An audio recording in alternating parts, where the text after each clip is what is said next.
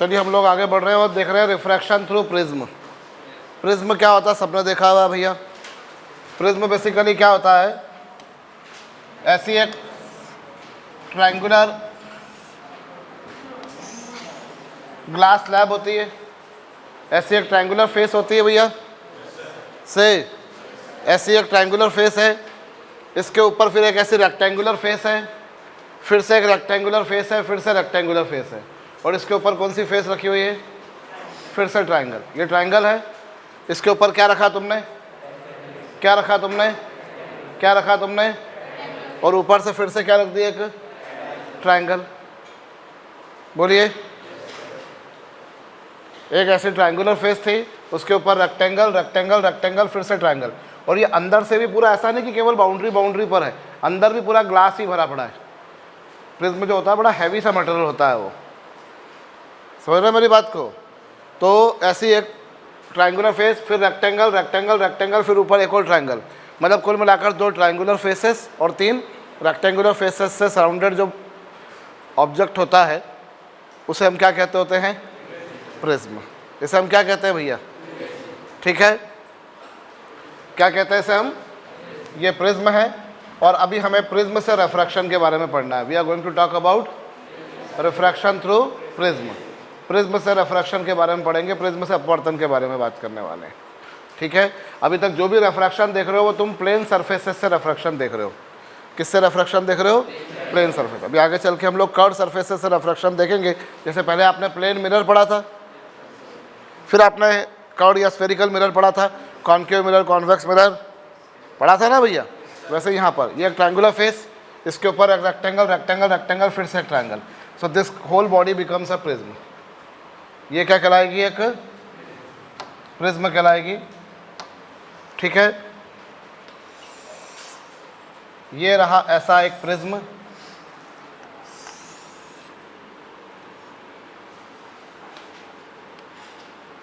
ये प्रिज्म है। इस प्रिज्म पर मैंने क्या इंसिडेंट करी,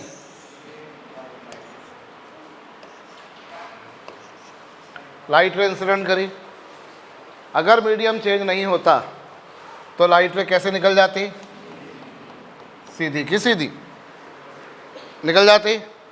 पर मीडियम चेंज होगा तो लाइट रे डेफिनेटली बेंड होगी, होगी भैया। यहाँ पर मैंने क्या ड्रॉ किया, नॉर्मल। मीडियम चेंज हुआ, लाइट रे बेंड हुई, it will bend towards normal. बोलिए, नॉर्मल की तरफ बेंड हो गई है, ऐसे निकल गई, ठीक है। फिर अगर मीडियम चेंज नहीं होता तो लाइट सीधी निकल जाती। यहाँ पर फिर से क्या होगी, वो बेंड होगी। बोलो, होगी।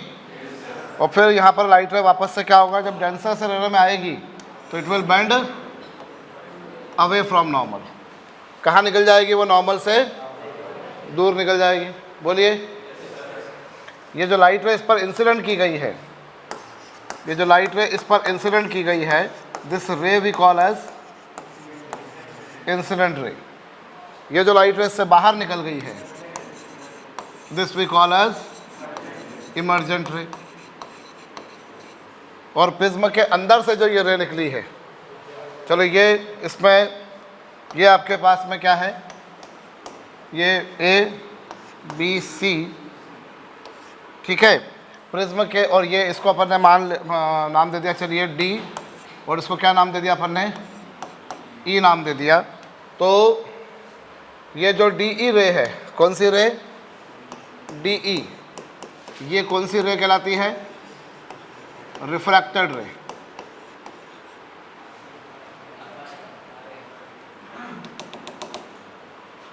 ये कौन सी रे कहलाती है, ये रिफ्रैक्टेड रे कहलाती है, ये रिफ्रैक्टेड रे कहलाती है। और वो जो एंगल है A, इसको क्या बोलते हैं हम, इससे कौन सा एंगल बोलते हैं, prism angle. This we call as prism angle, और we call as refracting angle of prism. इसे प्रिज्म एंगल कहते हैं, या फिर क्या कहते हैं,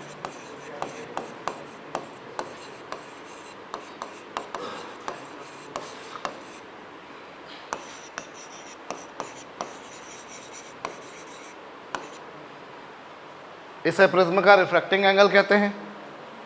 क्या कहते हैं इसे हम? रिफ्रैक्टिंग एंगल ऑफ प्रिज्म, ऐसा भी बोलते हो, या प्रिज्म का रिफ्रैक्टिंग एंगल भी बोलते हो, कहिए। और ये जो है उसके अपोजिट, ये जो साइड होती है इसे हम कहते होते हैं, अपोजिट जो साइड है इसे हम प्रिज्म का बेस कहते हैं, बेस ऑफ प्रिज्म। ये बेसिक टर्मिनोलॉजी हमें पता होना चाहिए कि हम किसको क्या बोलते हैं। This is incident ray, what ray has gone inside the prism is known as refracting ray, reflected ray, and what ray emerges out of the prism is known as emergent ray. This we call as emergent ray, वो prism angle है, या इसे refracting angle of prism भी कहा जाता है। बोलिए, ठीक है। और यहाँ ये जो इंसिडेंट रे ने नॉर्मल के साथ जो एंगल बनाया है, इंसिडेंट रे ने नॉर्मल के साथ जो एंगल बनाया है, this angle we call as, इसे क्या बोलते हो आप? Angle of incidence. इसे इंसिडेंस एंगल बोलते हो। इमर्जेंट रे नॉर्मल के साथ जो एंगल बनाती है इसे हम क्या बोलते होते हैं? Angle of emergence, angle of emergence, ठीक है। ठीक है भैया, इसे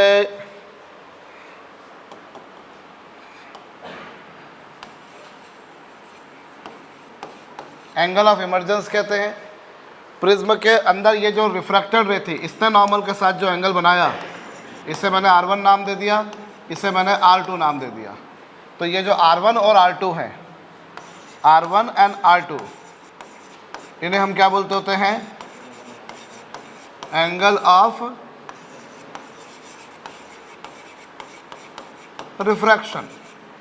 इन्हें हम क्या बोलते हैं? Angle of refraction. बोलो, समझ में आया? ये बेसिक टर्मिनोलॉजी हमें पता होना चाहिए, ठीक है भैया। हमने प्रिज्म की फेस AB पर लाइट रे इंसिडेंट करी, जो प्रिज्म के अंदर मुड़ी, फिर वापस से मुड़ी। बोलिए, ठीक है।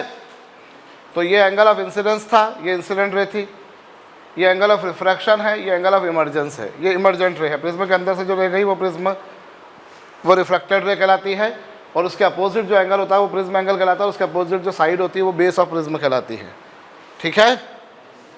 कहिए, है ना। और जो सबसे पहली वाली जो सबसे रे थी, सबसे पहली वाली, और जो सबसे आखिर वाली रे है, पहली वाली रे और आखिर वाली जो रे होती है, इन दोनों के बीच का जो एंगल होता है, इसे पीछे की तरफ लेके जाऊं मैं, तो इन दोनों के बीच का जो एंगल होता है, this angle, angle between initial first ray and last ray, उसे हम क्या बोलते होते हैं? This we call as angle of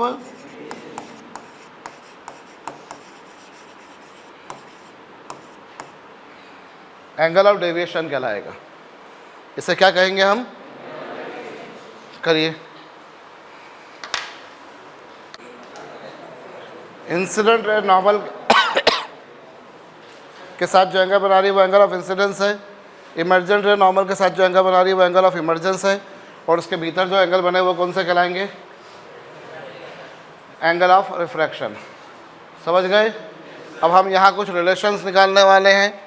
हम लोग रिलेशन निकालेंगे R1, R2 और A में। किस में निकालेंगे? ठीक है, लिसन, ये जो नॉर्मल है और ये जो नॉर्मल है, इन दोनों नॉर्मल ने एक दूसरे को जहाँ कट किया उससे मैंने नाम दे दिया U। इन दोनों नॉर्मल्स को मैंने क्या नाम, जहाँ इन दोनों ने कट किया उसको क्या नाम दे दिया? U नाम दे दिया। और ये जो इंसिडेंट रे थी और जो इमर्जेंट रे है, इन दोनों ने जहाँ कट किया उससे मैंने नाम दे दिया V। बोलिए, ठीक है। मैंने क्या करा? कौन सा? DEU। दोनों नॉर्मल नहीं, ये जो नॉर्मल था और ये जो नॉर्मल था, जैसे पहला वाला नॉर्मल उसको N1 नाम दिया, दूसरा वाला नॉर्मल उसको मैंने क्या नाम दिया? तो पहले वाले नॉर्मल और दूसरे नॉर्मल ने जहाँ एक दूसरे को कट किया उसको क्या नाम दिया? और इंसिडेंट रे और इमर्जेंट रे ने जहाँ कट किया उसे क्या नाम दिया? V नाम दिया। बोलो। अब तुम ट्रायंगल लो, यहाँ पर ध्यान देना, DEU। कौन सा ट्रायंगल ले रहा हूँ मैं? तुम्हारे सामने रे डायग्राम बना हुआ, तुमने कॉपी में बना लिया है। मैं अगली शीट पर आ रहा हूँ, गौर करो। यहाँ पर ये जो है इसको नाम दिया गया D, इसको नाम दिया E और इसको नाम दिया U। आपकी कॉपी में बना हुआ है, चेक करो। ये R1 है और ये R2 है, बोलो है। और ट्रायंगल के तीनों एंगल्स का सम कितना होता है? 180 डिग्री। आपकी कॉपी में बना हुआ, आप चेक करिए, सही है। सो यहाँ से एंगल U, यहाँ से एंगल U कितना आ गया?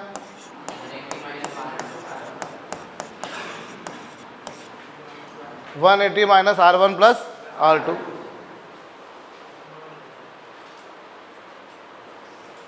ये आ गया angle U is equal to 180 minus R1 plus R2। समझ में आई बात? चलो, ये एक रहा। उसके बाद में तुम, ये एक रिलेशन हमारे पास में बनकर आ गया। चलो, इसे मैंने यहाँ अपने पास में ये आ गया। इसको मैं एक काम करता हूँ, I am naming this as equation number first. इसे मैंने कौन सी समीकरण नाम दे दिया? अभी ये एंगल, अपने ट्रायंगल कौन सा लिया था? In triangle DEU, correct.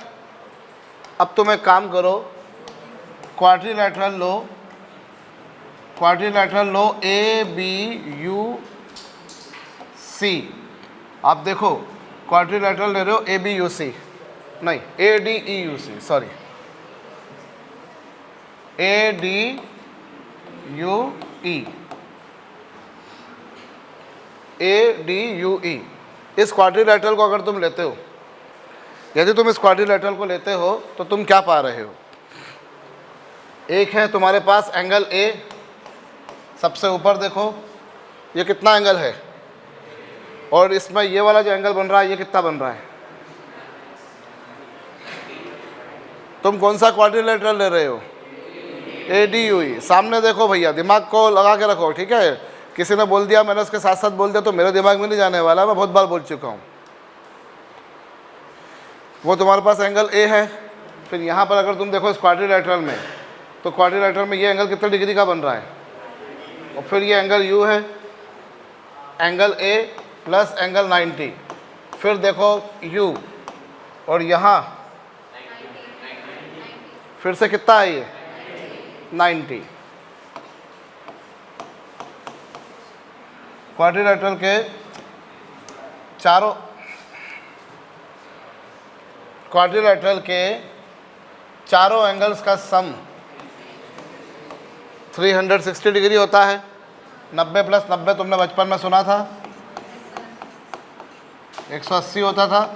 360 में से जाएगा तो 180 आएगा। Am I correct?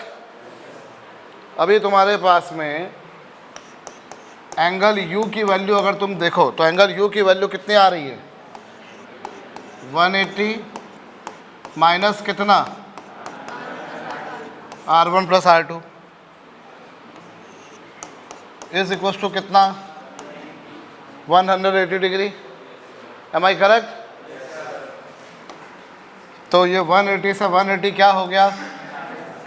तो यहाँ तुम्हारे पास में क्या आ गया?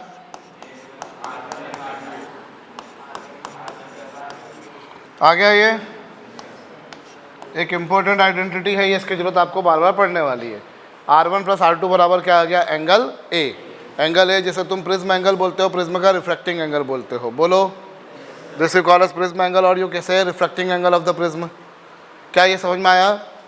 एक इम्पोर्टेंट आइडेंटिटी है ये, ठीक है। R1 प्लस R2 बराबर कितना आ गया? क्या यहाँ तक सभी को समझ में आया कि नहीं आया? आ गया? तो this would be highly useful. पहले चलो इतना कॉपी करो।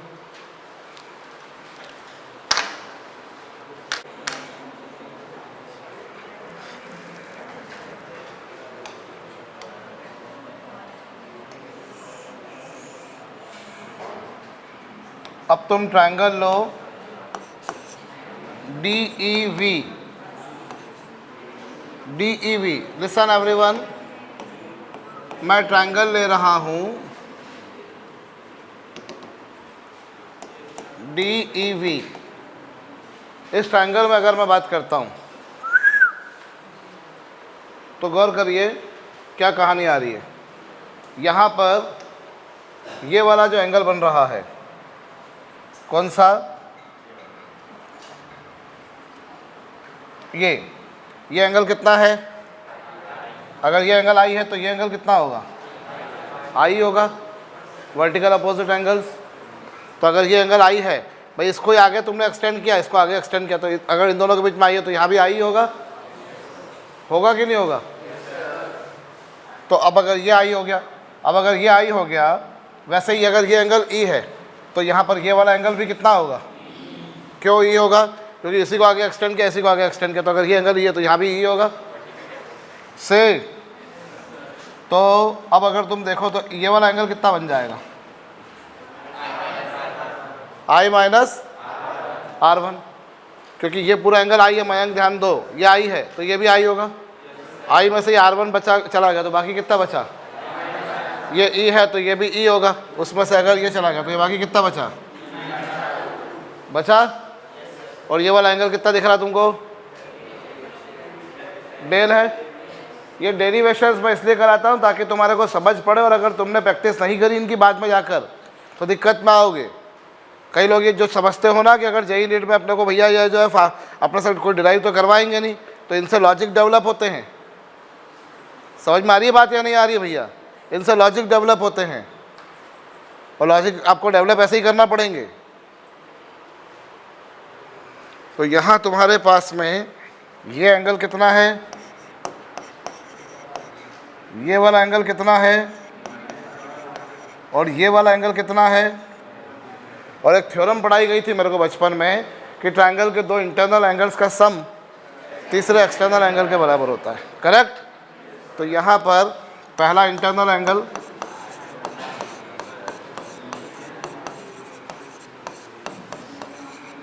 बोलो होगा I plus E minus R1 plus R2 is equals to del.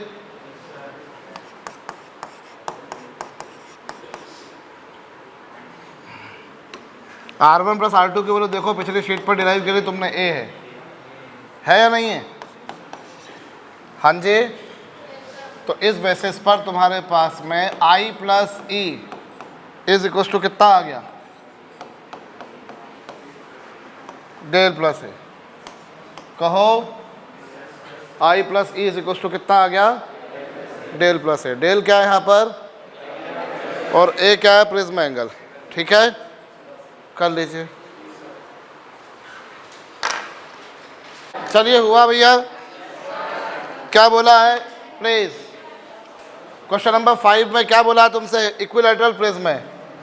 Equilateral prism है मतलब प्रिज्म एंगल कितना दे रखा है? 60 डिग्री। बोलिए। और एंगल ऑफ इंसिडेंस और एंगल ऑफ इमर्जेंस इक्वल है। Angle of incidence angle of emergence equal है। और ये बोला है कि लेटर वन मतलब एंगल ऑफ इमर्जेंस 3/4 है प्रिज्म एंगल का। यही कहा है? बोलिए। प्रिज्म भाई इक्विलैटरल प्रिज्म है मतलब प्रिज्म एंगल 60 डिग्री का होगा। सही हम ये दोनों इक्वल है, और लेटर जो है दैट इज इक्वल टू क्या? 3/4 ऑफ प्रिज्म एंगल। अब अगर वो प्रिज्म एंगल का 3/4 है तो कितना हो गया ये? 45 डिग्री। सुनाई नहीं दिया मुझको? तो आपके पास में क्या है? I plus E is equal to del plus A, और I की वैल्यू 45, ई भी 45, डेल मुझे मालूम करना है, ये इतना है।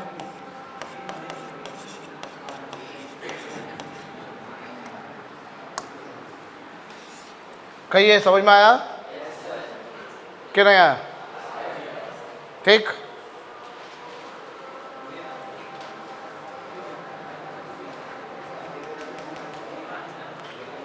कुछ समझ में आया? हमने क्या करा?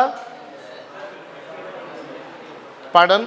देख बेटा, पहली बात तो ये बोल रखा है कि इक्विलैटरल प्रिज्म है, अब इक्विलैटरल है तो इक्विलैटरल ट्रायंगल में तीनों एंगल 60 डिग्री के होते हैं, तो प्रिज्म एंगल 60 डिग्री का हो गया।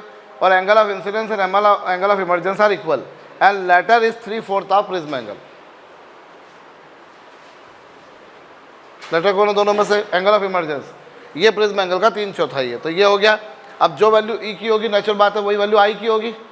आपसे पूछा है एंगल ऑफ डेविएशन, आई तुम्हारे पास आ चुका, ई तुम्हारे पास आ चुका, डेल तुमको निकालना, ये तुमको ऑलरेडी गिवन था।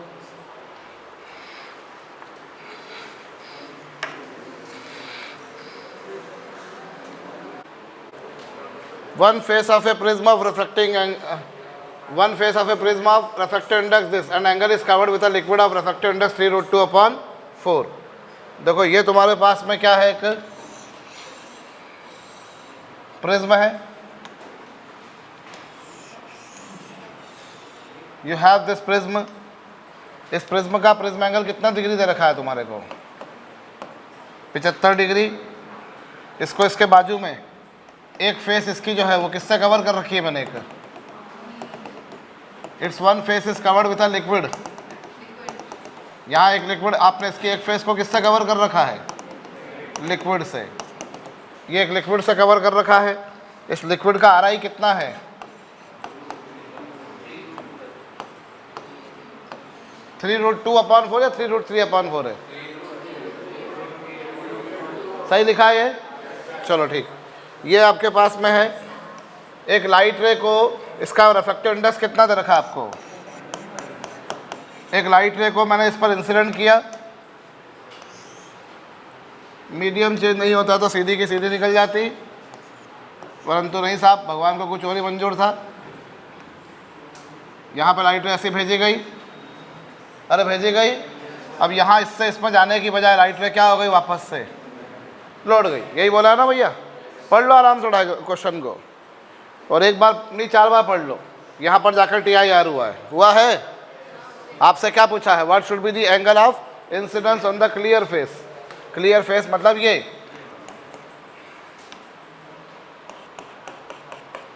हमसे पूछा है जनाब एंगल ऑफ इंसिडेंस बताइए। बोलो पूछा है हमसे?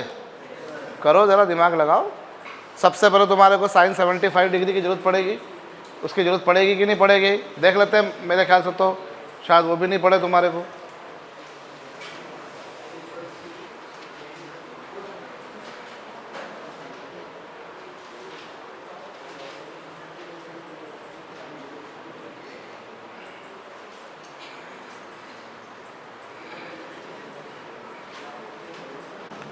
यहाँ फेस, सेकंड वाली जो फेस है उस पर ये बोला है कि लाइट रे जस्ट TIR कर रही है। जस्ट से मतलब क्या? ऐसी जा रही है। ये मतलब इस पर्टिकुलर मूवमेंट पे आपको याद हो, कल हमने देखा था TIR जस्ट शुरू होता है। बोलो ना, इस पर्टिकुलर मूवमेंट पर TIR जस्ट बिगिंस। समझ गए पढ़ इधर? तो ऐसा कुछ होगा। अरे होगा रे। अब यहाँ तक की बात समझ में आई या नहीं आई भैया? तो ये जो एंगल होता है, इस एंगल को हम क्या बोला करते थे? इसे R2 बोलते थे। इसे R2 बोलते हैं नहीं? तो R2 की वैल्यू किसके बराबर होगी?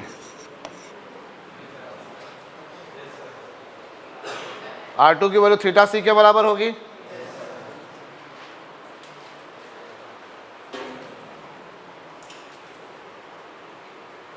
यहाँ बोला जस्ट TIR हो रहा है। देखो जस्ट का मतलब समझते हो ना? तो यहाँ पर ये हो रहा है, तो R2 की वैल्यू थीटा C के बराबर हुई या नहीं हुई? मेरी हाँ में तो हाँ मिलाना मत बेटा, मैं तो बहुत गलत बोलता हूँ। ठीक है, मैं तो बिना सोचे समझे बोलता हूँ जो बोलना होता है। तुम्हारे पास दिमाग हो तो दिमाग का इस्तेमाल कर लेना। मैंने क्या बोला समझ में आया? कार्तिकेय, जस्ट TIR हो रहा है। जस्ट मतलब अब TIR की जस्ट शुरुआत हुई है। ठीक है भैया? तो हम R2 की वैल्यू किसके बराबर पा रहे हैं सर? थीटा C के बराबर पा रहे हैं। ठीक है सर। अभी क्या हुआ? R2 की वैल्यू थीटा C के बराबर। और साइन थीटा C कैसे निकालेंगे हम? साइन थीटा C की वैल्यू तुमने क्या देखी थी कल? डेंसर मीडियम का आ रहा है with respect to rare medium. अभी डेंसर मीडियम कौन है? ग्लास, उसका है 1.5। रेयर मीडियम कौन है? ठीक है, अरे बोलो। तो ये 3√2/4 न्यूमरेटर में चला जाएगा अपॉन दिस 1.5 से ये कैंसिल होगा 2 टाइम्स, तो ये 2√2/4। बोलो हुआ कि नहीं? तो ये 2√2 से 4 जाएगा तो कितना बचेगा? 1/√2। क्यों? क्यों? क्योंकि ये 2 से कैंसिल होकर 4 2 टाइम्स चला गया।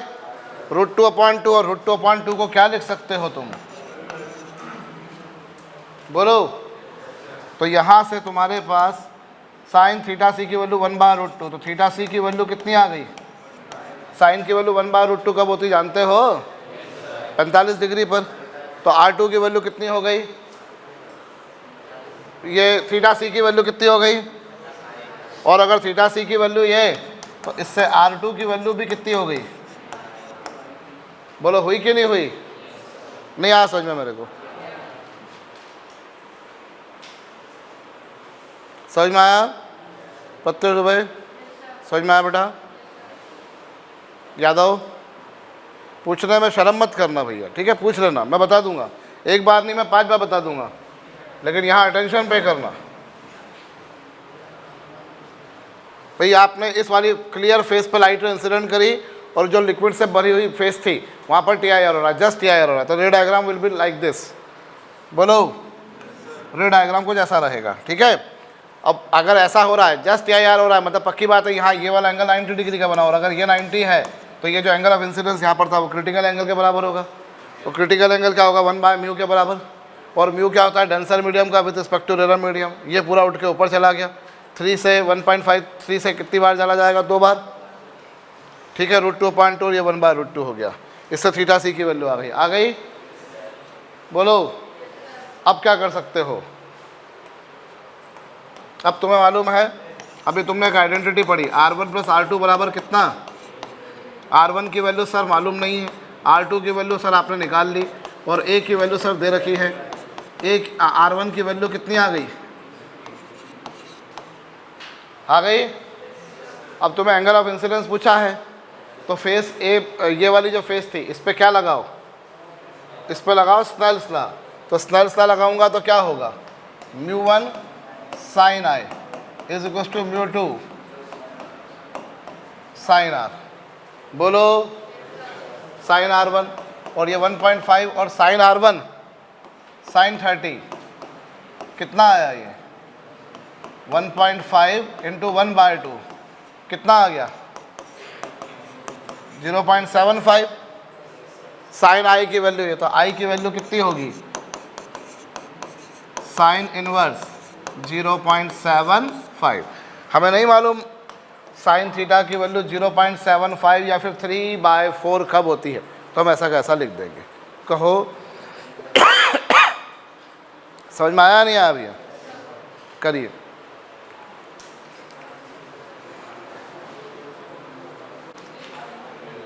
एक प्रॉब्लम लिखना, a light rays incident on face AB, a light rays incident on face AB of a prism,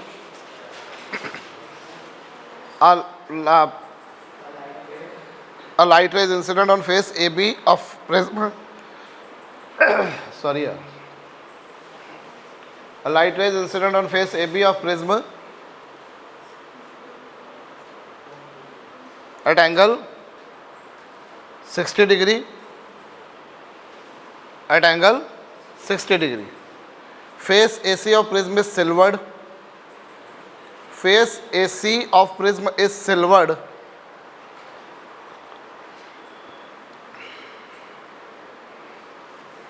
This light ray retraces its path. This light ray retraces its path after reflection from AC. This ray retraces its path after reflection from AC. This retraces its path after reflection from AC. Determine prism angle, determine prism angle A, determine prism angle A, जबकि आपको refractive index दे रखा है prism का √3, mu of prism is √3, √3, prism का अपवर्तनांक कितना है? √3।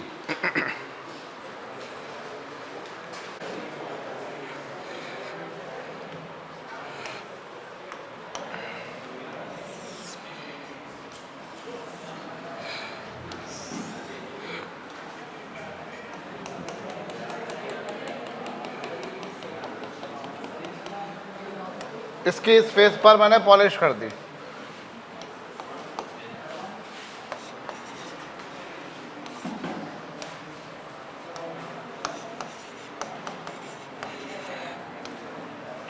Listen, light रे को ऐसा इंसिडेंट किया, इससे रिफ्लेक्शन के बाद, ओए ये इससे रिफ्रैक्शन के बाद लाइट रे ऐसी गई या नहीं गई भैया? इससे रिफ्रैक्शन के बाद लाइट रे ऐसी गई? ऐसे ही बोला गया, मैं तो तुम्हें सब कुछ दे दिया है, मतलब ए बी ऐसी करके भी तुम्हें आसान दे दिया, जल्दी से तुम आसानी से इमेजिन कर लोगे। वरना तो मैं थोड़ा सा लंबा कर सकता था यहाँ पर कि एक फेस पे पॉलिश करिए, दूसरी फेस पर लाइट रे को इंसिडेंट किया है, तुम्हें सब दे दिया मैंने कि फटाफट कर लो, ताकि क्वेश्चन लिखाने में मुझे टाइम नहीं लगे ज़्यादा। ये हुआ। और जब इस पर सिल्वर कर दिया मतलब क्या?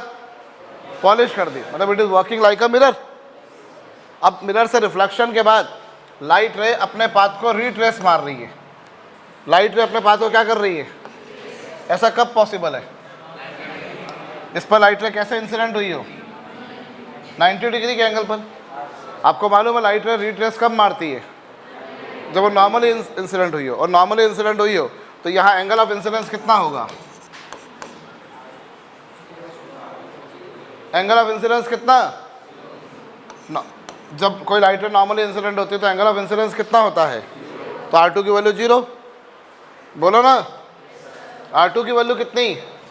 और यहाँ लाइट रे कितने एंगल पर इंसिडेंट की गई है? 60 डिग्री के एंगल पर। अब स्नेल्स लॉ लगाओ, μ1 sin I is equal to μ2 sin R1। बोलो, sin 60 की वैल्यू √3/2, ये √3, ये sin R1 कितना होगा? sin R1 की वैल्यू कितनी कब होगी? R1 की वैल्यू कितनी? R1 की वैल्यू 30 डिग्री। बोलो, अपने से प्रिज्म एंगल पूछा है, R1 + R2 बराबर कितना? R1 की वैल्यू 30, R2 की वैल्यू 0, प्रिज्म एंगल कितना आ गया? बोलो, समझ गए? कर चुके? सुनिए, अब ये जो तुमने लाइट रे यहाँ पर इंसिडेंट करी, सुनिए, ये लाइट रे जो मैंने यहाँ पर इंसिडेंट करी, जैसे ये नॉर्मल था, अगर नॉर्मल के अलॉन्ग इंसिडेंट करूँगा तो एंगल ऑफ इंसिडेंस कितना होगा? If this light ray is incident along the normal itself, then what would be the angle of incidence? अब मैं जैसे जैसे ऐसे बेंड करते जाऊँगा वैसे वैसे एंगल ऑफ इंसिडेंस क्या होगा? बढ़ेगा। बोलो, नॉर्मल के अलॉन्ग इंसिडेंट करी तो एंगल ऑफ इंसिडेंस 0, बढ़ाया बढ़ाया बढ़ाया बढ़ाया बढ़ाया बढ़ाया बढ़ाया बढ़ाया बढ़ाया बढ़ाया, तो एंगल ऑफ इंसिडेंस क्या हो रहा है? एंगल ऑफ इंसिडेंस क्या हो रहा है? बढ़ रहा है। तो एंगल ऑफ इंसिडेंस बढ़ते जा रहा है, करेक्ट?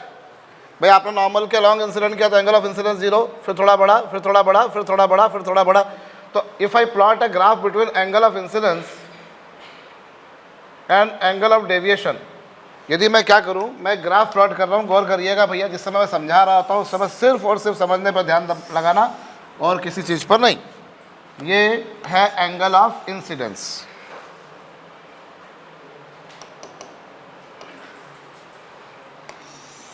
इस एक्सिस पर लिया मैंने एंगल ऑफ इंसिडेंस और इस एक्सिस पर लिया मैंने एंगल ऑफ डेविएशन, जिसे डेल से रिप्रेजेंट कर रहे हैं।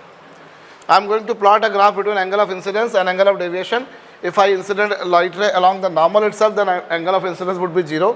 थोड़ा बड़ा, थोड़ा बड़ा, थोड़ा बड़ा, थोड़ा बड़ा, थोड़ा बड़ा, थोड़ा बड़ा बढ़ते जा रहा है. बोलिए, तो एंगल ऑफ इंसिडेंस धीरे धीरे क्या हो रहा है, बढ़ते जा रहा है. तो एंगल ऑफ इंसिडेंस जैसे जैसे तुम बढ़ाते हो, गौर करिएगा, जैसे जैसे एंगल ऑफ इंसिडेंस बढ़ाते हो वैसे वैसे एंगल ऑफ डेविएशन पहले कम होता है, कम होता है, कम होता है, कम होता है, और फिर वापस से एंगल ऑफ डेविएशन क्या होने लगता है. भाई इस एक्सिस पर तुम ले रहे हो एंगल ऑफ इंसिडेंस और इस एंगल पर ले रहे हो, इस एक्सिस पर ले रहे हो एंगल ऑफ इंसिडेंस और इस एक्सिस पर ले रहे हो एंगल ऑफ डेविएशन. बोलो, तो जैसे जैसे एंगल ऑफ इंसिडेंस बढ़ते जा रहा है वैसे वैसे एंगल ऑफ डेविएशन पहले क्या हुआ, क्या हो रहा है, एंगल ऑफ डेविएशन कम हो रहा है, कम हो रहा है, कम हो रहा है. एक सर्टेन मिनिमम वैल्यू आई और उसके बाद वापस से एंगल ऑफ इंसिडेंस क्या होने लग गया. एंगल ऑफ इंसिडेंस तो लगातार बढ़ा रहे हो तुम, एंगल ऑफ इंसिडेंस तुम बढ़ा रहे हो, एंगल ऑफ डेविएशन पहले घटता है, घटता है, घटता है, घटता है, और फिर वापस से एंगल ऑफ डेविएशन क्या होने लगता है, पहले घटता है और फिर वापस से क्या होने लगता है, बढ़ने लगता है. ये लीजिए, समझ में आई बात, समझ में आई बात या नहीं आई. तो पहले एंगल ऑफ इंसिडेंस घटता है, एक सर्टेन मिनिमम वैल्यू अटेन करता है, और उसके बाद फिर if you keep on increasing angle of incidence then angle of deviation goes on increasing. ठीक है, तो एक सर्टेन एंगल ऑफ इंसिडेंस पर, एक सर्टेन एंगल ऑफ इंसिडेंस पर एंगल ऑफ डेविएशन क्या हो जाता है, एक सर्टेन एंगल ऑफ इंसिडेंस पर angle of deviation becomes minimum. एक पर्टिकुलर एंगल ऑफ इंसिडेंस पर एंगल ऑफ डेविएशन क्या हो जाता है, इसे क्या जाते हैं, minimum angle of deviation. Del M से रिप्रेजेंट कर रहा हूं मैं. समझ में आ रही है बात. क्या पाया तुमने कि जैसे जैसे तुम एंगल ऑफ इंसिडेंस बढ़ा रहे हो सुशोभित, वैसे वैसे एंगल ऑफ डेविएशन घट रहा है, घट रहा है, घट रहा है, घट रहा है. एक सर्टेन मिनिमम वैल्यू लेकर आता है वो, और उसके बाद में अगर फिर से मैं एंगल ऑफ इंसिडेंस लगातार बढ़ाया जा रहा हूँ तो क्या हो रहा है विमलेश, पहले एंगल ऑफ डेविएशन घटा, एक मिनिमम वैल्यू आई, और उसके बाद फिर एंगल ऑफ डेविएशन क्या होने लग गया, बढ़ने लग गया. एक पर्टिकुलर एंगल ऑफ इंसिडेंस पर क्या हो रहा है मुस्कान, एंगल ऑफ डेविएशन क्या आ रहा है बेटा, मिनिमम आ रहा है. समझ रहे हैं. जिस समय, ध्यान दीजिए, बहुत इंपॉर्टेंट बात, जिस समय एंगल ऑफ डेविएशन मिनिमम आ रहा है, ये मिनिमम डेविएशन एंगल है, ठीक है, न्यूनतम विचलन कोण है. जिस समय एंगल ऑफ डेविएशन मिनिमम आएगा उस समय 3 शर्तें सेटिस्फाइड होंगी. एट दैट टाइम 3 कंडीशंस क्या होंगी युवराज, सेटिस्फाइड होंगी. 3 इंपॉर्टेंट कंडीशन सेटिस्फाइड होंगी. ध्यान दीजिए, पहली, जो एंगल ऑफ इंसिडेंस था और जो एंगल ऑफ इमर्जेंस है वो दोनों क्या होंगे, इक्वल होंगे. एंगल ऑफ इंसिडेंस और एंगल ऑफ इमर्जेंस दोनों क्या होंगे, इक्वल होंगे. बोलिए. दूसरी बात, जो R1 और R2 हैं दोनों एंगल ऑफ रिफ्रैक्शन, ये दोनों भी इक्वल होंगे. एंगल ऑफ रिफ्रैक्शन दोनों क्या होंगे, इक्वल. और तीसरी बात, प्रिज्म के अंदर जो रे है यानी DE, वो प्रिज्म के बेस के क्या होगी, पैरेलल. समझ में आई बात. ये तीनों शर्तें चाहे जब नहीं लगती, ये कब लगती हैं, जब एंगल ऑफ डेविएशन क्या हो, मिनिमम होता है. मिनिमम एंगल ऑफ डेविएशन जो हो रहा है, जिस समय आ रहा है, भाई एंगल ऑफ डेविएशन लगातार चेंज होगा. एक सर्टेन एंगल पर एंगल ऑफ डेविएशन क्या आएगा, मिनिमम. जिस समय वो मिनिमम होगा उस समय क्या होगा केतन, I बराबर होगा E. एंगल ऑफ इंसिडेंस और एंगल ऑफ इमर्जेंस क्या होंगे, थर सेम होंगे. R1 बराबर क्या होगा, और बेस BC के पैरेलल होगी रिफ्रैक्टेड रे. समझ गए.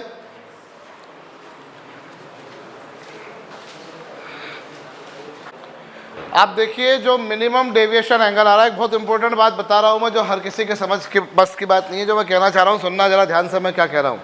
धुरंधर, जो एडवांस के पॉइंट ऑफ व्यू से एक अच्छा कॉन्सेप्ट हो सकता है वो, कि जो मिनिमम डेविएशन है वो एक सर्टेन एंगल पर आ रहा है. मान लो minimum deviation 30 degree angle of incidence पर आ रहा है, तो 30 डिग्री पर ही आएगा. आर्यन राज, मैं क्या कह रहा हूँ सुनना. मिनिमम डेविएशन एंगल एक पर्टिकुलर एंगल ऑफ इंसिडेंस पर आएगा, सपोज करो वो जो मिनिमम डेविएशन आया वो 30 डिग्री एंगल ऑफ इंसिडेंस पर आया तो 30 पर ही आएगा। लेकिन इसके अलावा जो बाकी एंगल ऑफ डेविएशन है, मान लो 1 मिनट के लिए एग्जांपल के तौर पे मैं let us take a chance कि भैया मान लेते हैं कि ये मिनिमम डेविएशन एंगल 5 डिग्री आ रहा है, कितने पर? 30 पर, एक उदाहरण के तौर पे, है ना, इस पर आ रहा है। तो मिनिमम डेविएशन तो जो 5 डिग्री का जो मिनिमम डेविएशन है वो 30 डिग्री पर ही आना है। ये बस ध्यान देना था गुप्ता, मैं जो बोल रहा हूँ, हाँ इंपॉर्टेंट बात बता रहा हूँ बहुत। लेकिन इसके अलावा जो डेविएशन एंगल होंगे ना, जैसे अब मान लो 5 डिग्री था, अब अगर मैं तुमसे बोलूँ 7 डिग्री का एंगल ऑफ डेविएशन, तो 7 डिग्री का एंगल ऑफ डेविएशन कितने पर आएगा? 2 बार आएगा, आएगा कि नहीं? मिनिमम डेविएशन एक सर्टेन एंगल ऑफ इंसिडेंस पर ही आएगा, लेकिन इसके अलावा जो एंगल ऑफ डेविएशन होंगे वो सारे कितनी बार आएंगे? 2 एंगल ऑफ इंसिडेंस पर। और वो भी मालूम है कैसे होंगे? कॉम्प्लीमेंट्री किस्म के होंगे। कॉम्प्लीमेंट्री मतलब वो 90 डिग्री वाला एंगल मत समझना। कॉम्प्लीमेंट्री से मतलब क्या बोल रहा हूँ मैं, बहुत इंपॉर्टेंट बात बता रहा हूँ तुमको। एक अच्छी प्रॉब्लम बन सकती है इस पर कि जैसे अगर मान लो ये 25 डिग्री पर आया और ये 40 डिग्री पर आया, मान लो, तो इस समय एंगल ऑफ इंसिडेंस 25 है, तो इस समय कन्फर्म बात मालूम है क्या होगा? 25 अगर इस समय एंगल ऑफ इंसिडेंस है, ये तुमने ग्राफ किसके लिए बनाया? एंगल ऑफ इंसिडेंस के लिए, ये एंगल ऑफ इंसिडेंस के लिए। तो पक्की बात है यहाँ एंगल ऑफ इमर्जेंस मालूम है कितना होगा? 40 होगा। और यहाँ एंगल ऑफ इमर्जेंस कितना होगा? 25 होगा। मतलब अल्टा पल्टा हो जाएंगे, वो एक्सचेंज हो जाएंगे आपस में, स्वैपिंग हो जाएगी उनकी।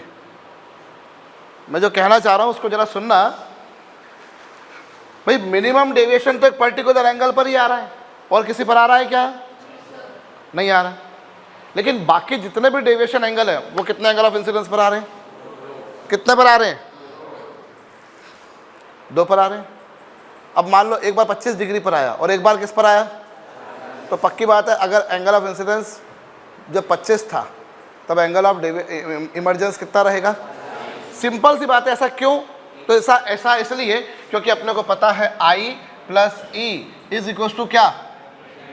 अब प्रिज्म एंगल तो तुम्हारा कांस्टेंट है और डेविएशन तुमने एक फिक्स लिया है, तो ये भी कांस्टेंट है, तो फिर I और E आपस में अल्टा पल्टा ही मारेंगे क्योंकि दोनों का sum that should also remain constant. तो अगर I की वैल्यू 25 है, एक I की वैल्यू 25 पर आया और एक I की वैल्यू 40 पर आया, तो पक्की बात है जिस समय I की वैल्यू 25 रही होगी उस समय, समझ रहे मेरे कहने का मतलब? चलो अब मैं तुमसे यहाँ पर पूछूं, इधर एक केस लेता हूँ, चलो मैं यहाँ पर कि ये मैंने एक और लिया। अब इस समय अगर फर्ज करो इस समय एंगल ऑफ इंसिडेंस 20 है और यहाँ ये मान लो 48 है फॉर एग्जाम्पल। तो अगर I 20 है तो यहाँ पर E कितना होगा? बहुत बढ़िया, शाबाश। कितना होगा E? और यहाँ E कितना, I कितना होगा? ये तो I था, तो E कितना होगा? 20। समझे? Minimum deviation is obtained at only single angle of incidence while other all deviations are obtained at 2 different angles of incidence। और वो दोनों एक दूसरे के कॉम्प्लीमेंट्री होंगे कि उस समय जो I की वैल्यू है, I की वैल्यू I1 है और दूसरी I की वैल्यू I2 है, तो जिस समय I की वैल्यू I1 होगी उस समय E की वैल्यू I2 होगी, और जिस समय I की वैल्यू I2 होगी ऑटोमेटिकली E की वैल्यू कितनी हो जाएगी? I1। समझे? समझ में आया भैया? ये एक अच्छा फंडा, इस पर मतलब अच्छी प्रॉब्लम बनाई जा सकती है। और देखो तुम प्रश्न उठाओ किसी भी परीक्षा के, जितनी कठिन परीक्षा होती है उसके प्रश्न उतने ज़्यादा कॉन्सेप्चुअल होते हैं। भैया हम JEE एडवांस की बात करें ना तो होते कॉन्सेप्चुअल बातें होती हैं, आसमान से उतर के प्रश्न नहीं आते हैं। हमारे फंडामेंटल कितने स्ट्रांग है वो वही पूछते हैं बेटा। हम लोग कई बार समझते हैं कि IIT JEE की मतलब क्या, कई लोगों के दिमाग में कि वो IIT JEE की एग्ज़ाम है तो भैया वो इसलिए थोड़ी ना हो रही कि तुम्हारा सिलेक्शन नहीं हो, वो तो इसीलिए हो रही कि तुम्हारा सिलेक्शन हो। तुम भी तो करो कि तुम्हारा सिलेक्शन हो। वो हमें एलिमिनेट करने के लिए एग्ज़ाम नहीं ले रहे, वो हमारा सिलेक्शन के लिए एग्ज़ाम ले रहे हैं। एलिमिनेट तो हम अपनी गलतियों से हो रहे हैं। समझ में आ रही बात या नहीं आ रही भैया? और IIT के क्या मज़े, IIT में जाने के बाद ही मालूम पड़ सकता, उससे पहले नहीं मालूम पड़ सकता। यूट्यूब पे बैठ के खाली वीडियो देख सकते हो तुम। हमारे टाइम पर तो वो होता नहीं था। मैं पहले 15 साल पहले 15 साल के मैं तो कुछ सालों पहले तक यही बोलता रहा हूँ कि अगर IIT की क्या लाइफस्टाइल होती है वो जाननी है, अगर उसको जानना चाहते हो तो एक बार IIT में जाकर देखो, मालूम पड़ेगा कि IIT की लाइफस्टाइल क्या होती है। कोई ग्लैमरस लाइफ नहीं है, कोई आपको डोमिनोज नहीं मिलने वाला, कोई मैकडोनल्ड्स नहीं मिलने वाला आपको, कोई स्विमिंग पूल नहीं मिलने वाला आपको, कुछ नहीं मिलने वाला ये। पर जो मिलेगा वो बड़ा अलग किस्म का होगा, उसका एक अपना रुबाब होगा, अपना रुतबा होगा कि जब हम IIT दिल्ली की, IIT कानपुर की टी-शर्ट पहन के घूमेंगे ना तो देखेगा आदमी भैया ये IIT में है, भले कितने लंगर छाप दिख रहे हो, भले SC/ST वाले ही क्यों नहीं रहे हो। समझ रहे हो मेरी बात को? ये वहाँ जाने के बाद मालूम पड़ेगा, उससे पहले नहीं मालूम पड़ सकता।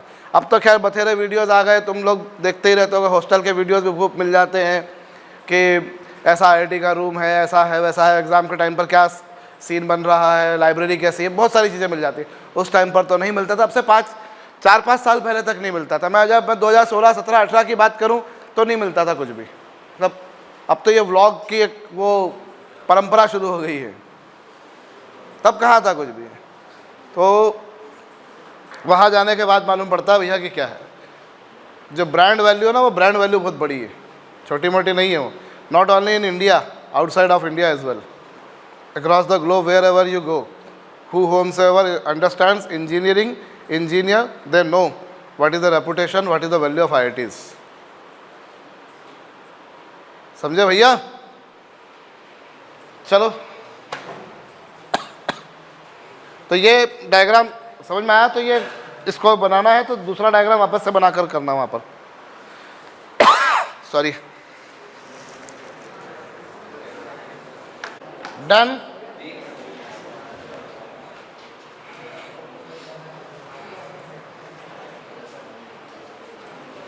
तो हम ये बात तब लागू हुई भैया जब angle of incidence, angle of deviation minimum है, तब I बराबर E है, R1 बराबर R2 है। ठीक है भैया? अब R1 बराबर R2 है तो फिर R1 प्लस R2 कब? चाहे जब नहीं, जब angle of deviation minimum deviation के बराबर है उस समय हम जानते हैं R1 बराबर R2 है, सो R1 प्लस R1 को इक्वल टू A लिख सकता हूँ मैं कि नहीं लिख सकता? तो मेरे पास में क्या आ गया इससे, R1 की वैल्यू कितनी आ गई? A/2 कहो। और दूसरी बात, I plus E is equal to del plus A है कि नहीं है? और इस समय E किसके बराबर होगा? I के बराबर होगा। तो यहाँ से I की वैल्यू किसके बराबर आ गई? बोलो आ गई कि नहीं आ गई? I की वैल्यू आ गई है, I की वैल्यू आ गई, A की वैल्यू आ गई। अब मैं क्या लगाता हूँ? स्नेल का नियम जो कहता है μ1 sin I, μ1 sin I is equal to μ2 sin R1। आपने फेस AB पर लगाया, आपने कौन सी फेस पर लगाया? AB पर। ਇੱਥੇ रिफ्रैक्टिव इंडेक्स 1 हैगा तो ਇੱਥੇ म्यू हैगा भाई, दसो वो ਇੱਥੇ कितना हैगा?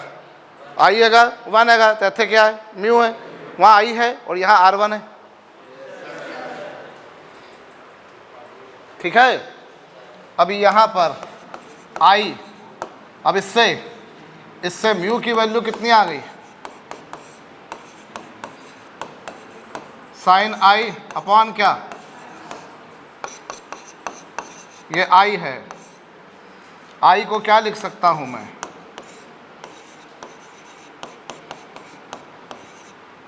और ये क्या है? बोलो ठीक है?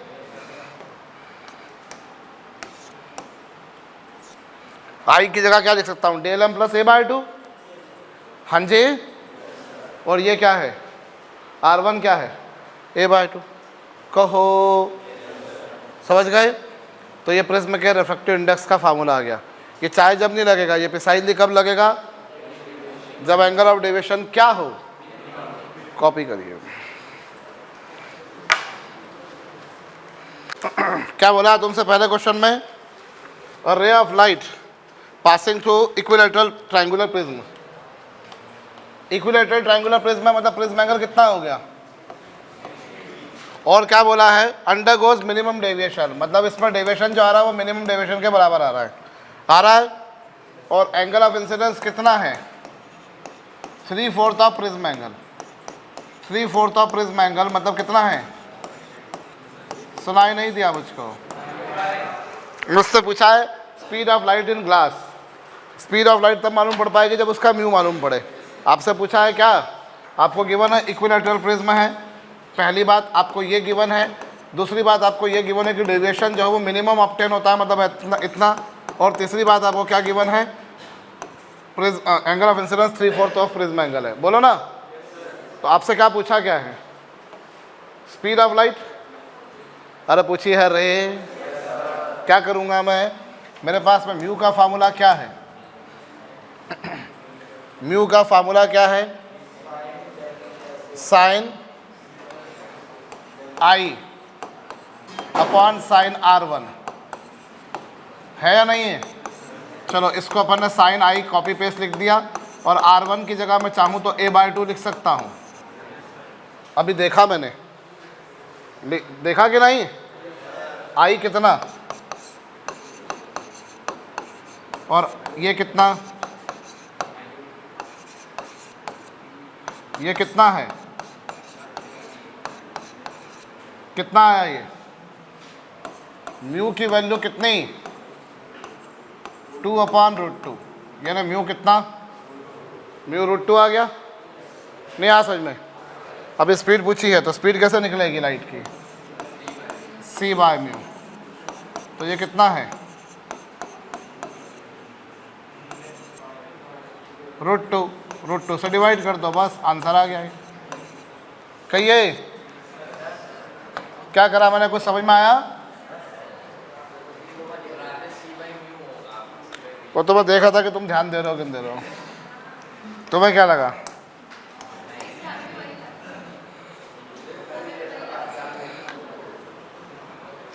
बहुत बहुत तहे दिल से आपका शुक्रिया।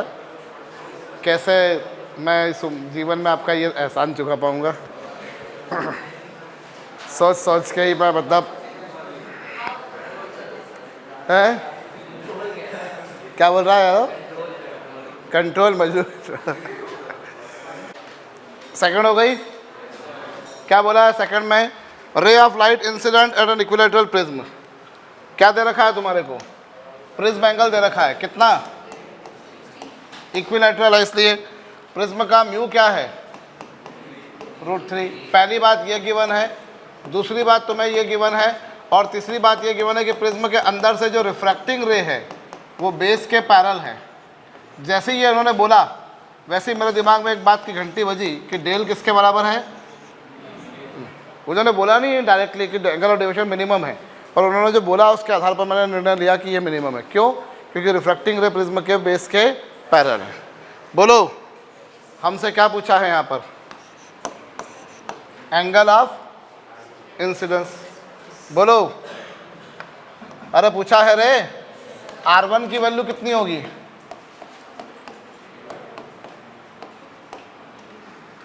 अभी प्रिज्म का रिफ्रैक्टिव इंडेक्स क्या,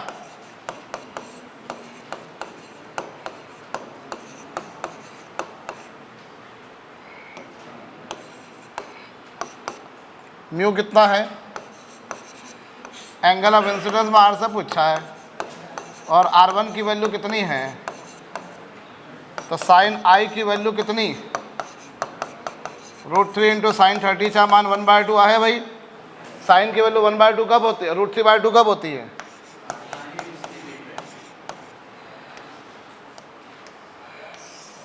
साइन की वैल्यू √3/2 होती है 60 डिग्री पर। कहो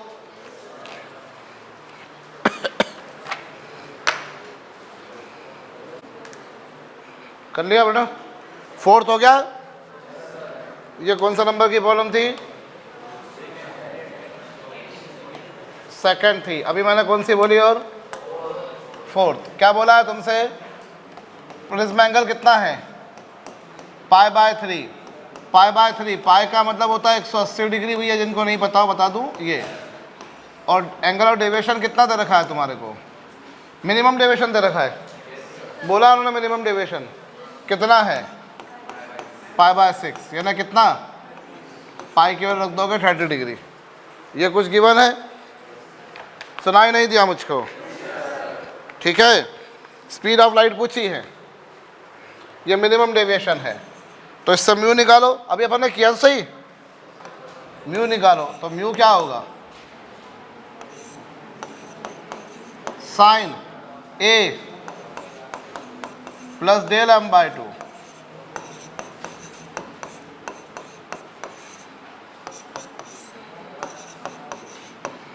ए कितना, डेल m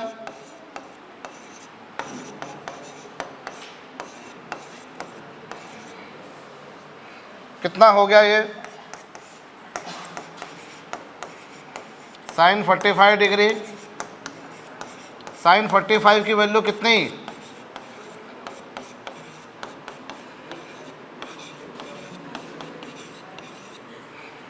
2/√2 कितना, √2, बोलिए।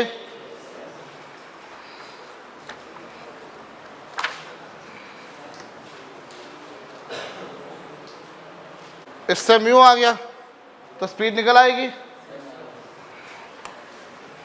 स्पीड क्या होगी, ठीक है।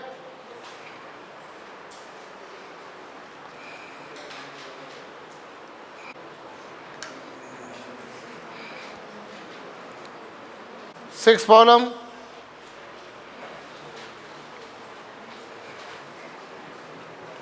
देखो छठी प्रॉब्लम को अपन करें, उसके लिए तुम्हारे को ना सबसे पहले यहाँ हमने जो प्रिज्म, हमने जो फार्मूला जब डिराइव किया तो प्रिज्म काय में रखा हुआ है, एयर में रखा है। आपने अभी जब स्नेल्स लॉ वगैरह लगाया तो μ1 को लिखा 1, sine I is equal to μ2 को लिखा म्यू और r1 लिखा आपने।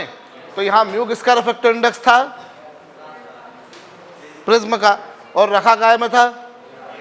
बाई चांस ऐसा ना हो जैसा कि इस प्रॉब्लम में दे रखा है तुमको छठी प्रॉब्लम में, बाई चांस अगर ऐसा हो कि प्रिज्म अगर एयर में ना रखा हो, देन यू ऑलवेज रिमेंबर कि यहाँ म्यू क्या है, it is the refractive index of prism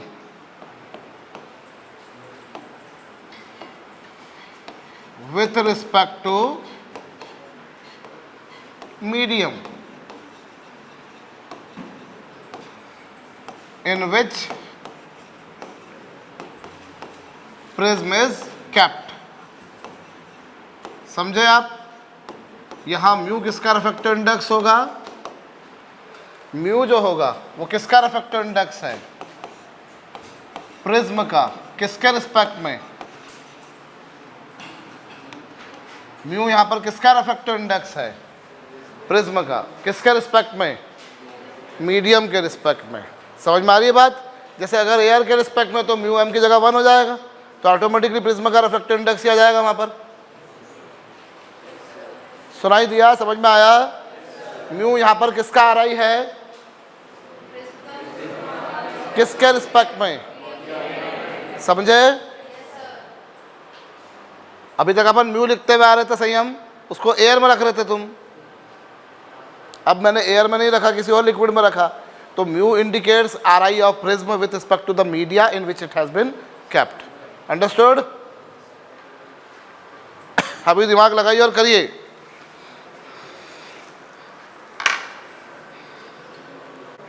हो गया, प्रिज्म का R I with respect to the medium बोला है। अभी यहाँ पर तुम्हारे पास में क्या है, प्रिज्म का आर आई कितना दे रखा है तुम्हारे को प्रॉब्लम में। देखो प्रिज्म का आर आई कितना है, मीडियम कितना, am I correct. Mu is equal to क्या होगा, साइन ए कितना, correct, upon sine a/2, sine 60/2, correct. अरे बोलो, साइन 60 की वैल्यू कितनी होगी, 60/2 की वैल्यू 30, तो कितना हो जाएगा ये,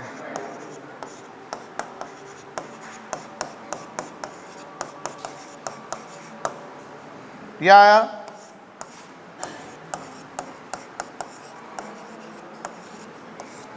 कहो इससे कितना आ जाएगा ये, इससे 60 plus there m by 2 upon ये पूरे को क्या लिख दोगे तुम, साइन इनवर्स 1.53 डिवाइडेड बाय 2.66। अब तुम्हें एक्चुअली ये पता नहीं है कब होता है, वरना जब तुम्हें मालूम होगा तो तुम निकाल लोगे इससे, क्योंकि ये कितना हो जाएगा 60/2 कितना हो जाएगा 30 प्लस देर m बाई 2 कहो ना। और राइट हैंड साइड पर ये जो लिखा हुआ है ये कॉपी पेस्ट करूँगा मैं। अभी अपने को नहीं पता ये कब होता है, पता है क्या तुम्हारे को साइन की वैल्यू ये कब होती है। प्रॉब्लम इस तरह की बन सकती है, पर डाटा कुछ ऐसा देंगे कि जिस पे तुमको पता हो। प्रॉब्लम ऐसी नहीं बन सकती, ऐसा नहीं, प्रॉब्लम इस तरह की बन सकती है, बट उसमें वो प्रिसाइजली वो वाली वैल्यूज देंगे जिन पे साइन या कॉस की वैल्यू तुमको पता हो।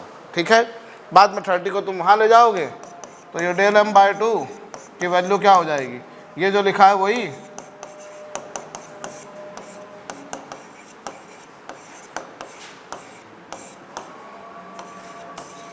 फिर इसको 2 से मल्टीप्लाई कर दोगे आंसर आ जाएगा। समझ में आ रही है बात, नहीं है।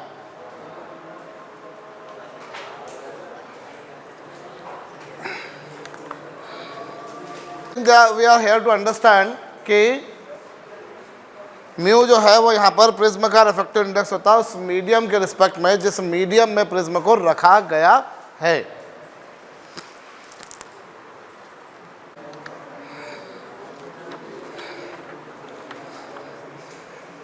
क्या कहा है भैया, एक लाइट रे PQ इस पर इंसिडेंट करी, ये आपके पास में एक प्रिज्म है,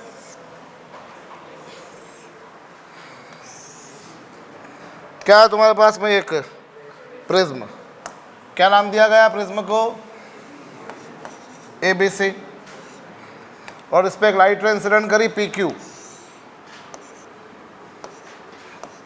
PQ इस पर लाइट इंसिडेंट करी,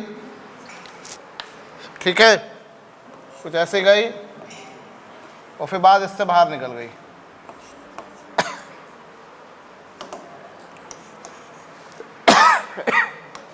और क्या गिवन है तुम्हारे को, AQ इक्वल्स टू क्या गिवन है, ये गिवन है प्रॉब्लम में, मैं अपनी मर्जी से नहीं लिख रहा हूँ। AQ equals to AR, draw the ray diagram showing the, ये इफ एंगल ऑफ इंसिडेंस कितना है,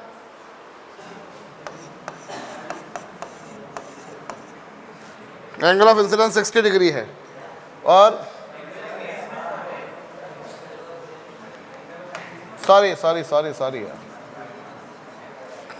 क्या गिवन है तुम्हारे को, एंगल ऑफ प्रिज्म कितना है,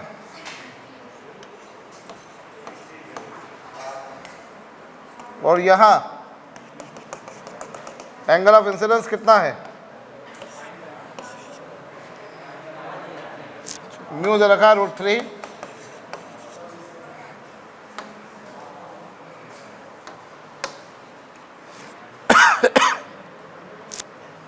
तुमसे आई भी पूछा है और एंगल ऑफ डेविएशन भी पूछा है। अभी AQ इक्वल्स टू AR है, तो हालांकि यहाँ पर ना ये बोलना चाहिए था उन्होंने कि ये एक आइसोसेलेस है। अगर ये आइसोसेलेस है और AQ बराबर AR है, AQ बराबर AR है, तो पक्की बात है फिर क्या होगा, वो उसका क्या हो जाएगा, पैरेलल हो जाएगा। बिना आइसोसेलेस में ऐसा पॉसिबल नहीं है। प्रिसाइजली अगर आइसोसेलेस ट्रायंगल है, समद्विबाहु त्रिभुज, तो और ये लेंथ इस लेंथ के बराबर है, तो निश्चित बात है ये जो QR होगा वो इसके क्या हो जाएगा, जो उन्होंने गिवन है उस बेसिस पर QR जो है that would be parallel to base BC। और अगर वो ऐसा है तो फिर क्या होगा, एंगल ऑफ डेविएशन कैसा बनेगा, एंगल ऑफ डेविएशन कैसा बनेगा, तो एंगल ऑफ डेविएशन मिनिमम बनेगा। मिनिमम कितना है वो अपने को मालूम, एंगल ऑफ डेविएशन मिनिमम बनेगा, और एंगल ऑफ डेविएशन मिनिमम बनेगा तो फिर क्या करूँगा मैं, म्यू बराबर क्या लिख सकता हूँ,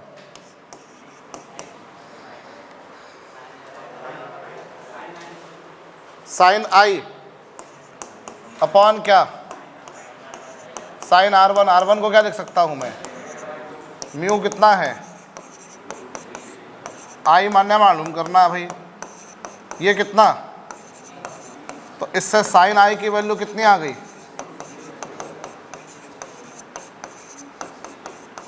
तो आई की वैल्यू कितनी आ गई? आई की वैल्यू 60 डिग्री आ गई। अब आई 60 डिग्री हो गया तो अब क्या करोगे? आई आ गया तो अपने से आई पूछा था और क्या पूछा था? Del M. तो वो क्या होगा?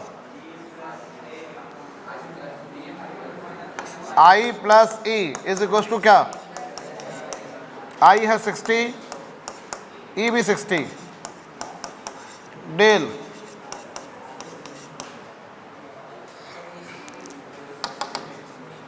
ए भी कितना? ठीक है, बोलिए।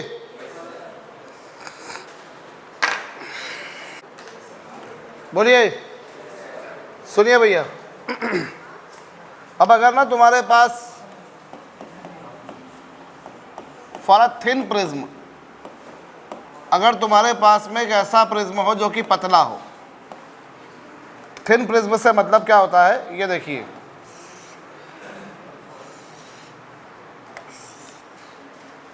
ये एक थिन प्रिज्म है। एक थिन प्रिज्म से मतलब होता है जिसका प्रिज्म एंगल, एक थिन प्रिज्म से मतलब होता है जिसका प्रिज्म एंगल क्या हो? बहुत कम हो। थिन प्रिज्म से मतलब क्या होता है? जिसका प्रिज्म एंगल क्या हो? बहुत कम। थिन प्रिज्म से मतलब होता है जिसका प्रिज्म एंगल खासा कम हो। कितना कम? अब इसकी कोई लिमिट नहीं है। देखो, जितना कम होगा उतना बेटर कैलकुलेशन होगा। If you have a very thin prism से मतलब जिसका प्रिज्म एंगल खासा कम हो, तो इसका कोई सच मेजरमेंट नहीं है, बट फिर भी अपन मान लेते हैं कि अगर प्रिज्म एंगल 10 डिग्री या उससे कम है, अगर ये जो प्रिज्म एंगल बन रहा है, if it is even less than 10 degree, then I can consider that prism to be a thin prism. समझ रहे हो? एक थिन प्रिज्म से मतलब क्या होगा? जिसका प्रिज्म एंगल क्या हो? बहुत कम, 10 डिग्री या उससे भी कम। बोलो। 5 डिग्री से कम हो तो और बेटर होगा। तो अगर प्रिज्म कैसा है? बहुत पतला है। तो उस स्थिति में क्या होगा मालूम? अगर वो एंगल बहुत छोटा है तो तुम साइन a/2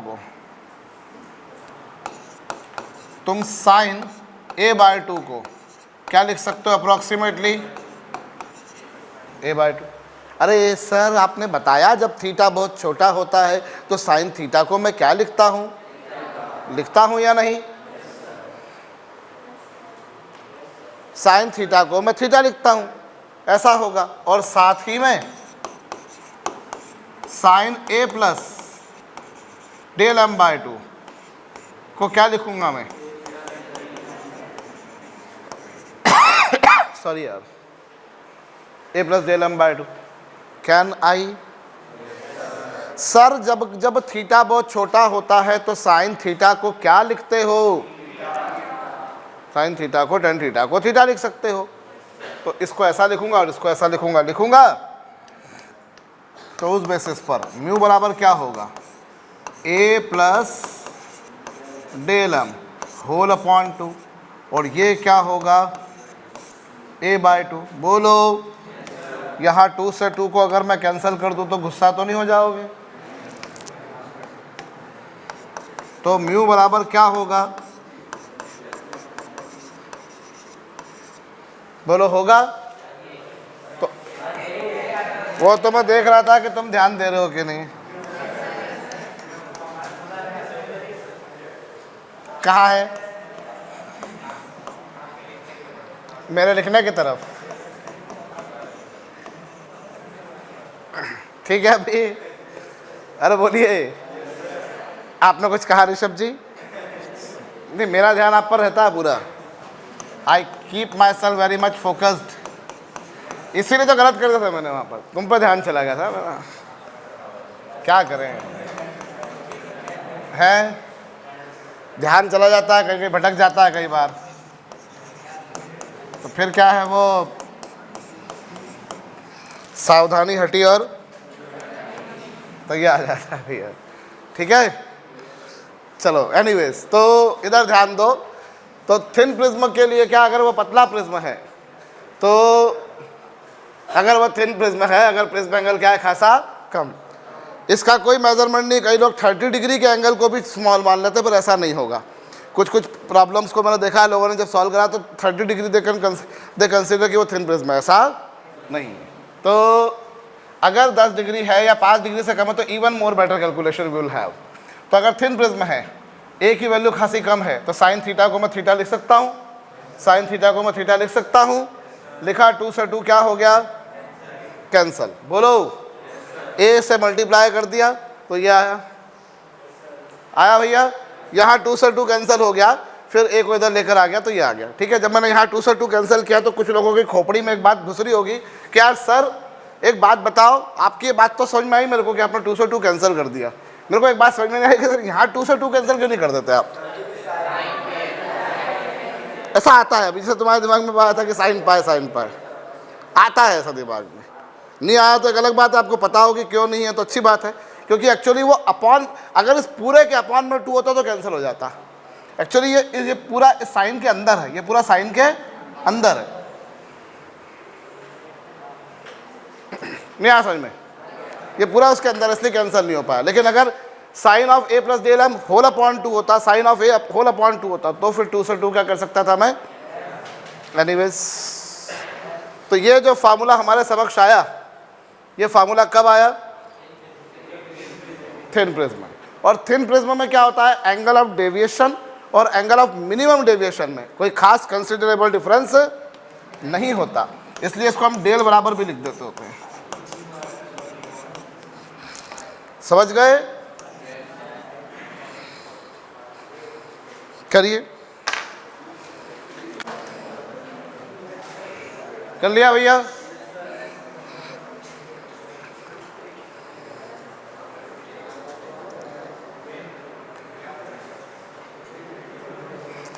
क्वेश्चन नंबर 3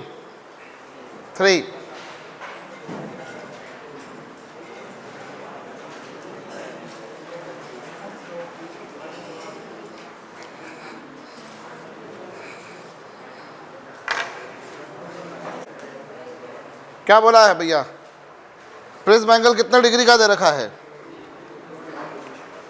आपको, प्रिज्म एंगल कितने डिग्री का दे रखा है और मिनिमम डेविएशन कितने डिग्री का है, डेविएशन 1 डिग्री का है। आपसे क्या पूछा है, म्यू पूछा है। तो अब ये चूंकि थिन प्रिज्म है इसलिए डेल बराबर क्या लिख सकता हूं मैं, कैसे मालूम बड़ा थिन प्रिज्म है,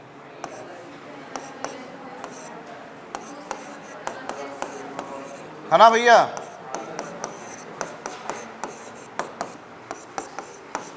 तो म्यू इक्वल्स टू कितना,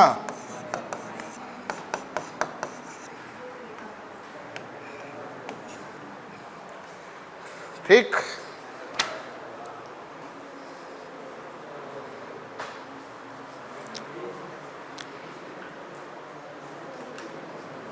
लिखिए एक सवाल, deviation produce by a glass prism, deviation produced by a thin glass prism in air is del.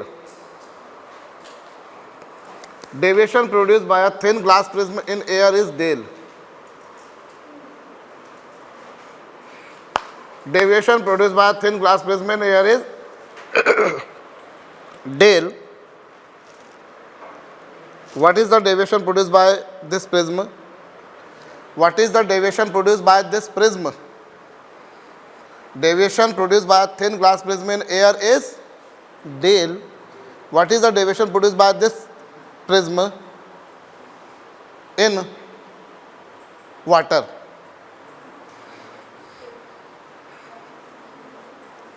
In water. What is the deviation produced by this thin prism in water?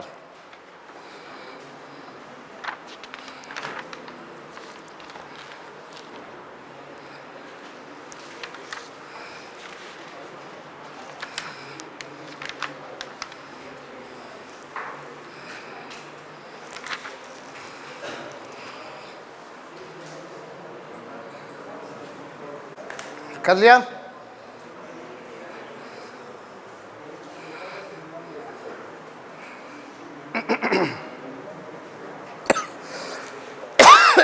Sorry, हाँ जी हुआ। एक thin prism का air में कितना deviation है? Del air में है, उसी को अगर मैं पानी में ले गया तो कितना हो जाएगा? यहाँ म्यू क्या होता है? म्यू होता है प्रिज्म का रिफ्रैक्टिव इंडेक्स। किसके रिस्पेक्ट में? मीडियम के रिस्पेक्ट में, जिसमें रखा है। तो करो ना, लगाओ जरा दिमाग जल्दी से लगाओ, छेती करो अनु।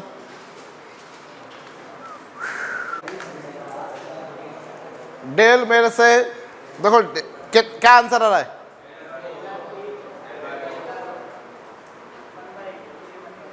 देखो पहले उस प्रिज्म को तुमने, डेल का फार्मूला क्या है?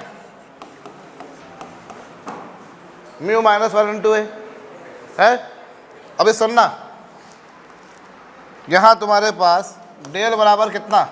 पहले उस प्रिज्म को, ग्लास प्रिज्म को तुमने एयर में रखा था। That glass prism was kept in air. Glass prism was kept in air, बोलो ना। तो यहां से डेल बराबर कितना आ गया? 0.5 है, आया।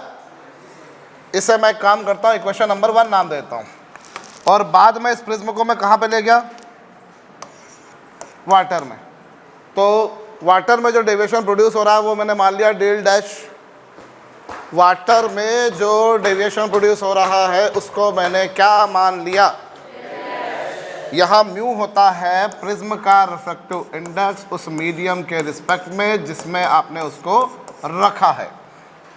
बोलो, म्यू किसका रिफ्रैक्टिव इंडेक्स है? प्रिज्म का, with respect to medium. Earlier that prism was kept in air, now it has been taken into, that prism has been taken into water. Prism का RI है 3/2, वाटर का है 4/3। अरे कहो, del dash की value कितनी? 3 3s are 2,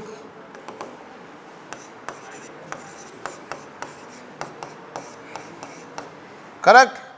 9/8 - 1 कितना आया?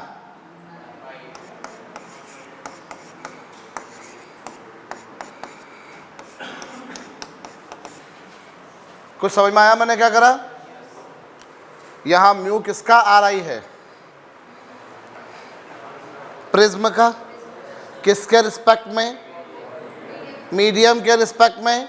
पहले उस प्रिज्म को तुमने किस में रखा था? बाद में किस में ले गए? वाटर में।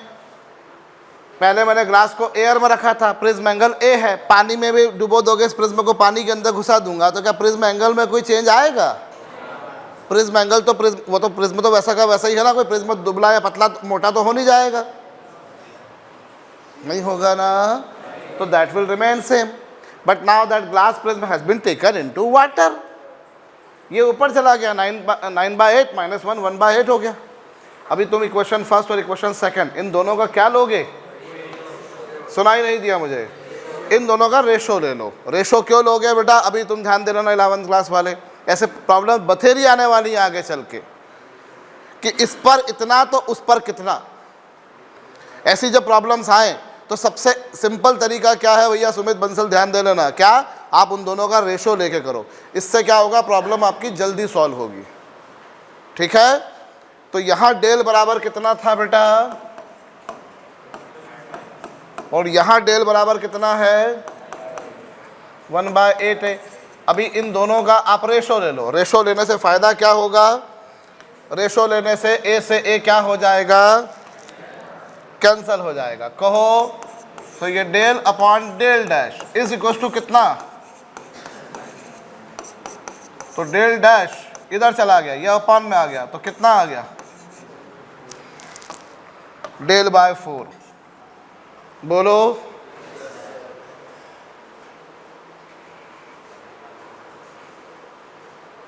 कार्तिकेय गुप्ता समझ में आया मैंने क्या करा? देख बेटा, यहां पर ये फार्मूले में म्यू क्या है, बार बार बोल रहा हूं। म्यू क्या है? किसका रिफ्रैक्टिव इंडेक्स? उस मीडियम के रिस्पेक्ट में जिसको में आपने प्रिज्म को रखा है। अरे बोलिए, पहले ग्लास प्रिज्म एयर में रखा था, बोलिए, पहले वो ग्लास प्रिज्म एयर में रखा था, अभी उसी ग्लास प्रिज्म को मैं वाटर में ले गया। ग्लास का रिफ्रैक्टिव इंडेक्स इतना, वाटर का इतना, ठीक है। तो ये 3 3 9 अपॉन 2 4 8, तो ये कितना हो जाएगा 1/8।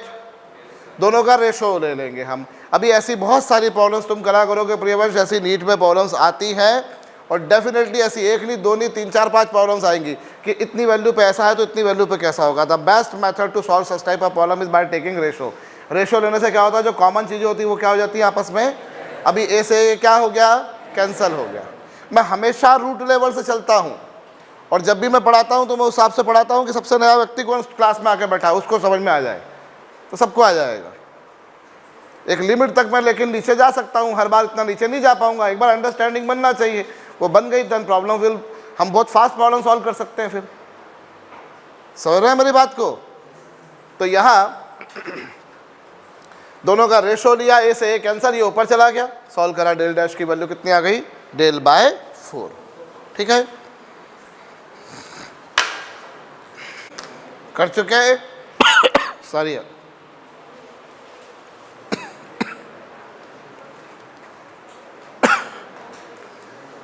तो इसको हम आगे चलकर एक जनरलाइज कॉन्सेप्ट की तरह याद रख सकते हैं कि when a glass prism is taken into water then minimum deviation becomes 1/4। आप देख लो, पहले एयर में डेल था तो बाद में कितना हो गया, 1/4 हुआ या नहीं हुआ। सुनाई कम पड़ता है मेरे को। मेरी हाँ में हाँ कभी मत मिलाना, अपना दिमाग इस्तेमाल करना। और जो लोग दिमाग का इस्तेमाल नहीं करते वो आगे नहीं बढ़ सकते। दिमाग खर्च करने के आपको पैसे लगते नहीं है, पैसे मिलते हैं। आप लगाइए, आपका दिमाग अपने आप बढ़ता जाएगा। क्या कह रहा हूँ मैं। तो आपने क्या देखा, एयर में अगर उसने डेविएशन प्रोड्यूस किया था डेल, तो वाटर में कितना किया। So what I conclude that angle of deviation becomes 1/4 one prism, glass prism is taken into.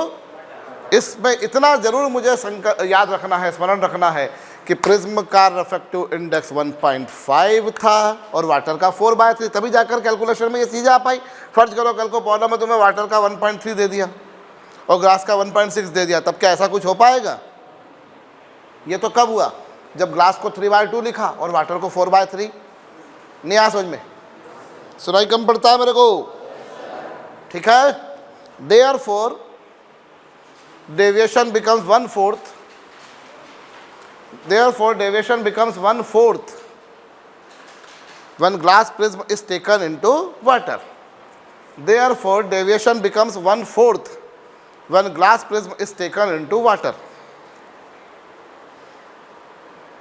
Therefore deviation becomes 1/4 when glass prism is taken into water.